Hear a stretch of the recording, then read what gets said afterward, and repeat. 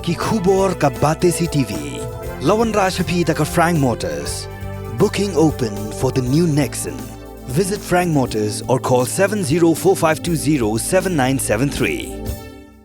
MIT University of Meghalaya. Our admissions are now open for the academic year 2024-25. Explore our best courses, experience global collaborations. Apply today. Wat laya ladi kadang long MLA tang kumakat wei Bnai tam rekam shim la khinyu tang khindiat ru ban Kynther iba Vincent H Pala ubla long MP la khat san Snem lenter Haduh menta. Kini ke MLA Kynther bermarwai ni rum jantia ke tong Santa Mary Shilla na sutengah saipung constituency bat kebeladap penderam keput ru iba Pala hak election MLA bedang syudap long mencam Snem. Kekong Santa kala Kynther bagi khat san Snem ke julong kumu MP Jong-u. Kampat juyo iu bak pala buun keren hapuk ke parlimen, bat lada kambaklah dang lak banyu budang keren, lain ni sausien kataru belajan ke election. Ya kini kejingkeren ke MLA ke sutengah saipung kelapin pau ke jingalang pin itu, bat panjing kersal men penjab dan burami ke Dr. Mizil Ampri Lingdo, hak kini ke election MP, ke belapin long dengan National People's Party, juai blok halat Talabo, Indoor Hall, hak ke Pratrik Rempang.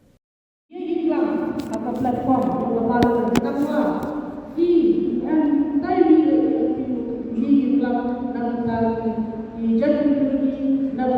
issues di bola di kaulen cekman. Kalau orang ini, ayuh ini MP ini dia, am kelab cisen dia, am kelab ye dan lesen masuk kelab parlimen. Dan ini saya IP, jika Madam Ambrine Lendor, kam ke MP yang ke First Shillong Parliament Constituency.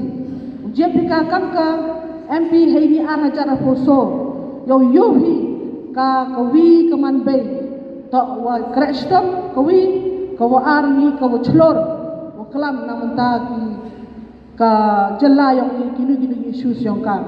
Tasyau bahakar pali piwara ini, haga juai konstituensi.